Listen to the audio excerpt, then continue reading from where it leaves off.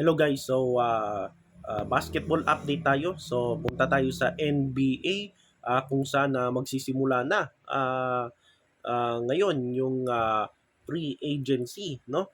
Kung saan itong mga players na nasa free agency ay malalaman natin kung saan ba silang team, no? Na pipirma, no? Kung mananatili sila sa kanilang previous team or pipirma sila no sa ibang team. So unay nating pag-usapan yung trades no, yung mga trades na nagaganap ng mga nakarang araw no. Bago itong mga free agency. So unay natin itong trade no. Kung saan so mula pagtapos ng NBA Finals no, nitong buwan ng June no, kung saan ay may mga trades no, major trades na nangyayari diyan sa NBA. So babasahin natin yung mga notable players na na-trade no sa ibang mga teams. So uh, ito yung mga teams na gustong magpalakas no sa darating na NBA 2025-26 season. So gustong mag-flex no palakasin yung mga kuponan nila. So nitong notable no, yung mga notable trades no.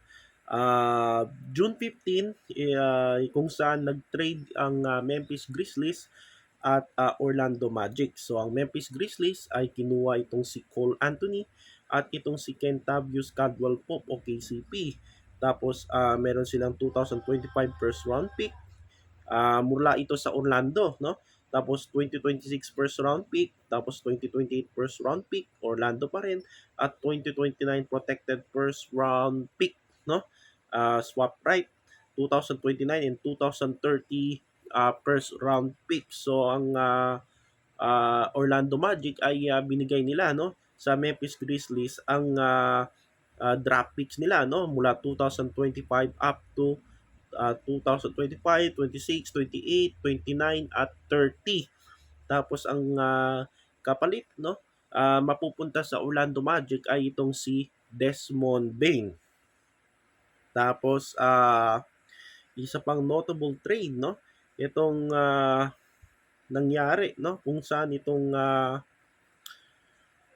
saan ba tayo? Ito, June 30, kung saan itong si yung Charlotte Hornets at Phoenix Suns ay nag-trade ng mga players. So, nakuha ng Charlotte Hornets ay itong si Vasily Misic, tama ba? At draft rights to Liam McNally pala, sorry. Number 29 pick at saka 2029 first round pick. Habang itong sa Phoenix Suns ay nakuha nila mula sa Charlotte itong si Mark Williams. Parang big man ito. Tapos 2029 Phoenix second round pick. So ito ang trade ng Hornets at Suns. At gayon din itong Boston Celtics at Portland Trail Blazers kung saan itong si Anthony Simmons ay napunta na sa Celtics kasama ang 2030 in 2031 no second round pick. Tapos kapalit nito mapupunta sa Trail Blazers ay itong si Drew Holiday, isang veteran guard. Ito namang Chicago Bulls.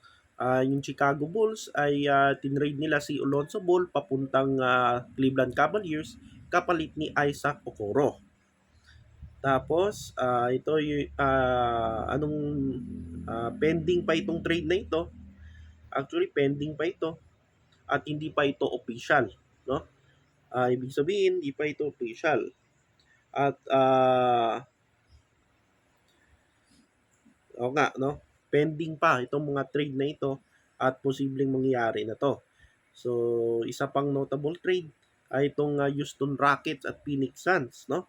Kung saan itong si Kevin Durant ay mapupunta sa Rockets at sa Phoenix Suns naman ay mapupunta itong si Dillon Brooks kasama si Jalen Green at itong draft rights no ni Tukaman Maluat no number 10 pick at itong nakuha nila sa NBA draft na itong si Jamai Mashak no. number 59, tapos dalawang 2026 second round pick, 2030 second round pick mula sa Boston, at yung 2032 Houston second round pick. So yan yung nakuha ng Phoenix Suns. At si Durant naman mapupunta sa Houston Rockets. So pending pa ito at meron pang magbabago dito at hindi pa official itong trade na ito.